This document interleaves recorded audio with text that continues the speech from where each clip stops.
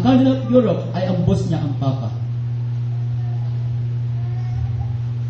Kaya, ang mga presidente, ang mga elected leader ng Amerika, they work not for the people of America.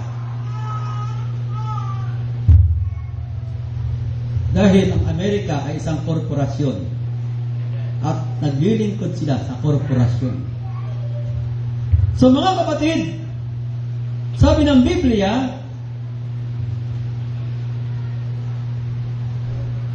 at nakita ko ang ibang hayop, verse 11 tayo, na umaahon sa lupa, ito ang Amerika na sa ating panahon,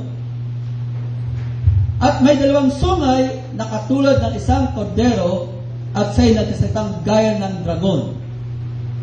Dati ang unang mukha ng Amerika ay nagaya siya ng isang kordero, pero dahil sa ang mga leader, ang mga simbahan ay napasok na ng kasalanan, ngayon siya ay isa ng dragon. He speaks like a dragon. At sabi ng Biblia, kanyang isinasagawa ang buong kapahamalaan. Ang buong kapahamalaan ng unang hayop sa kanyang paningin at pinasasamba niya ang lupa at ang nangananahan dito sa unang hayop na gumaling ang sugat na ikamamatay. Ano sabi? At na kanyang isinasagawa ang buong kapahamalaan ng unang hayop. Sino ba ang unang hayop? Ang Romanism. Ang America become Romanism. Isinasagawa niya, sabi ng Biblia, ang ikalawang hayop ay ang Amerika, at isinasagawa niya, okay, tutukan niya ang verse 12, mga kapatid. At kanyang isinasagawa, sino ba yung tinutukoy dito? Yung ikalawang hayop. Ano ba yung isinasagawa ng ikalawang hayop? Yung Amerika, no? Ano ba ang isinasagawa niya? Isinasagawa niya ang buong kapahamahalaan ng unang hayop sa kanyang paningin.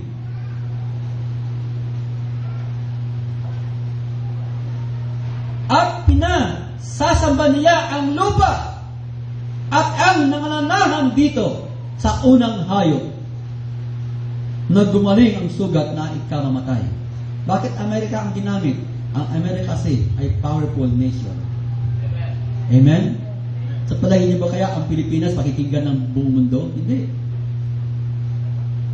Hindi. Katawanan lang tayo, mga kapatid. Kumbaga, piliin ito ng Rome, gamitin tayo ang Pilipinas. Sa palagay mo ba, tayo ay pakikinggan ng buong mundo? Hindi, no. Ang Amerika, ginamit niya, tama lang, dahil ito ay propesya ng Biblia. It's a Bible prophecy, mga kapatid. Hallelujah.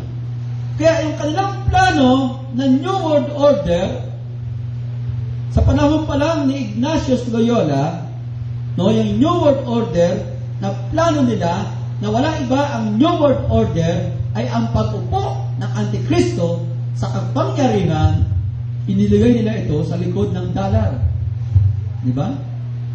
1933, after 60 years na magkaroon ng Desert Storm, si Bush ay nanawagan sa Amerika. Sabi ni President Bush noong 1991, February 18, it's a big idea, a new world order where diverse nations are drawn together in common cause. Sabi ni George Bush, yung tatay ni George W. Bush, sabi niya, only the United States has both the moral standing and the means to back it up. Ang Amerika na daw ang makakagawa nito. Ang makakapag-back up nito, ang New World Order. So dito muling nabuhay noong 1991 ang New World Order. 1933, iniligay ito sa Ghana. Pero ang totoo, mga kapatid, 17th century pa lang sinimulan na ito ni Loyola ang New World Order. So dito ay ating makikita ang pyramid at merong mata, di ba? May mata. Yung capstone, may mata siya. That symbol of Satan, satanic symbol. The eye. The eye, ibig sabihin, the all-eye-seeing. Kaya mga anak ng Diyos, ipinakita nila ito, yung ibig sabihin ng mata, saan nila ito ipinakita? Kay Big Brother. Diba? Kay Big Brother. Kay Big Brother, walang bulong na hindi naririnig. Walang galaw na hindi nakikita. Walang kilos na hindi nakikita. Doon niya inilarawan kung ano siya. Ibig sabihin, lahat kayo ay nakikita ko. Kilala ko kayong lahat. Kontrolado ko kayong lahat. Kilala ko kung sino ang kalaban ko. The all-eye-seeing. At kilala niya ang mga tunay na anak ng Diyos, mga kapatid. So, annuit coeptus, novo ordo securum. Latin word siya, mga kapatid.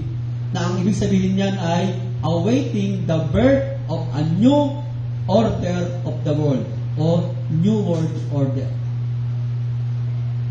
So, talagang may plano sila. Mayroon silang planong living.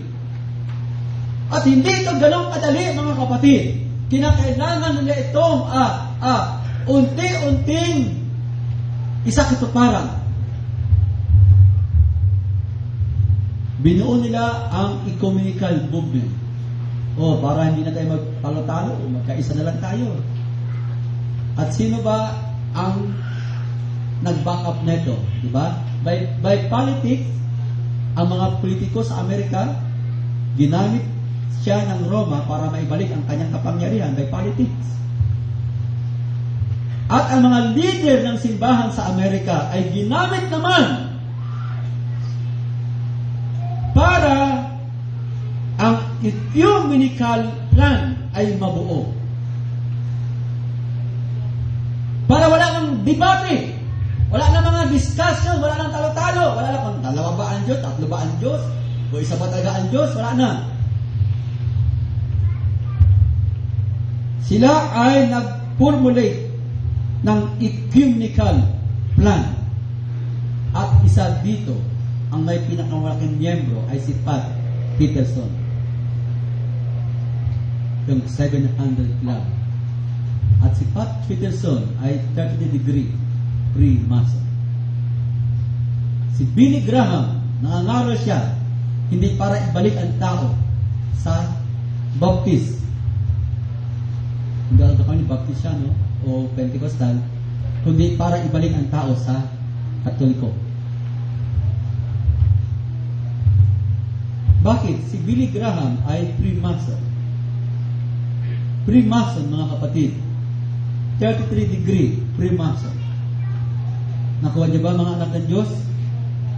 Sabi nga ni Billy Graham, isang malaking trahedya kapag ang plano ng namatay na Papa ay hindi maisakatuparan.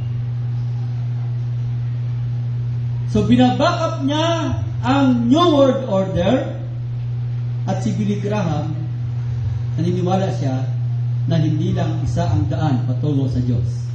There are many ways to God. Sapagkat yun ang belief ng Freemason.